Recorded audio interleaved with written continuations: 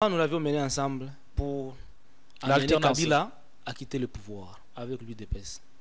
Mais tout ce que nous avions décrié à son temps, c'est ce que nous sommes en train de vivre aujourd'hui. C'est ce que nous sommes en train de vivre aujourd'hui. Le président Tshisekedi, pour moi, personnellement, c'était la personne...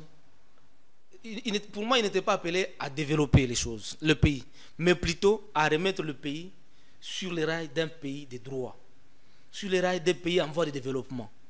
Mais depuis un certain moment, le pouvoir est écarté de ce chemin-là et c'est déplorable. C'est déplorable. Alors, qu'est-ce qui nous reste? Il faut consolider l'unité nationale. C'est ça dont on parle ici, dans les dialogues nationaux pour le renforcement de la conscience nationale. Ce sont des questions qu'il faudra soulever pour que tout le monde puisse se sentir à l'aise. Ouais. La mauvaise répartition de revenus nationaux. Aujourd'hui, les détournements peuvent devenir monnaie courante, mode de vie. Une petite frange de Congolais s'accapare d'une grande partie de revenus, à tel point que ça crée des inégalités dont on ne peut pas expliquer ici. Et ces problèmes-là, on doit les mettre sur table, discuter sur ça, en fait que tous les Congolais sont au même niveau. Après, nous allons à la conférence internationale pour la paix en RDC. Proposée par Dr. La conférence internationale pour la paix en RDC. Et pourquoi international? Pourquoi international? Parce qu'il nous faut une solution mondiale par rapport aux problèmes que nous avons. D'abord, peut-être pour vous rafraîchir la mémoire, en 2010, Denis Mukwege décrocha la résolution 1502. Cette résolution-là interdit l'exploitation et la commercialisation de matières premières venant des zones de conflit, particulièrement en RDC. Cette résolution-là existe.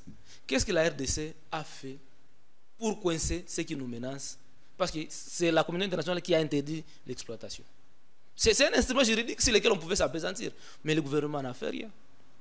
Même le docteur Mukwege a eu plusieurs résolutions dans ce qu'on appelle Agenda Femmes, Paix, Sécurité des Nations Unies. Les résolutions existent. Mais la diplomatie agitante de la RDC ne s'en servait pas. Denis Mukwege, il est le seul Congolais aujourd'hui qui porte plus haut le rapport Mapping. Et le rapport Mapping énumère tous les détails.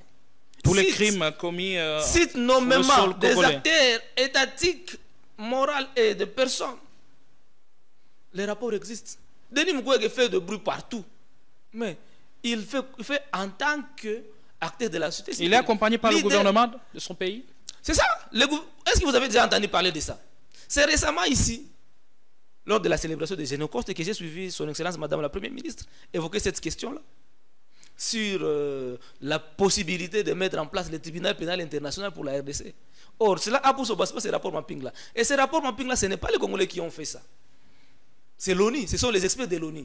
Pour dire que l'ONU aussi nous accompagne d'une manière ou d'une autre. Les preuves sont là. Mais Dr. Denis Mukwege, il est très avancé alors à la matière.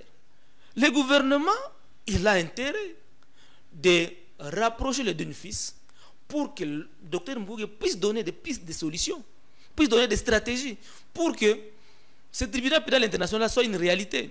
Et vous allez voir que si on commençait, n'est-ce pas, à condamner, à juger et condamner tous ceux qui ont participé dans la crise congolaise, les gens qui soutiennent le multinational, là, ils vont réfléchir plusieurs fois. Et ils vont arrêter les soutiens. À l'image du Rwanda, par exemple. En 1994, il y a eu génocide. Parce qu'il y a ici, je ne sais plus comment juger ça, parce que même la communauté internationale n'arrive même pas à proclamer ça comme un génocide. Tous ceux qui ont participé dans les génocides au Rwanda, on avait établi le tribunal pénal international pour le Rwanda à Arusha. Et tous ces mondes-là, ils sont aujourd'hui arrêtés à perpétuité. Il n'y a pas plus longtemps que l'année passée, il y a un Hutu de 75 ans qu'on a arrêté toujours pour pas le même tribunal. 30 ans après, en France, il a été jugé et condamné et j'étais en prison. Pourquoi nous, 30 ans après, il n'y a rien qui n'est fait au pays? Et cette diplomatie-là, c'est le gouvernement congolais qui devrait mener ça. Avez-vous déjà entendu le gouvernement congolais parler de cette question-là? On ne s'en préoccupe pas? Non, ça ne fait pas un souci. Pourquoi? Parce que les mêmes personnes qui sont citées dans ces rapports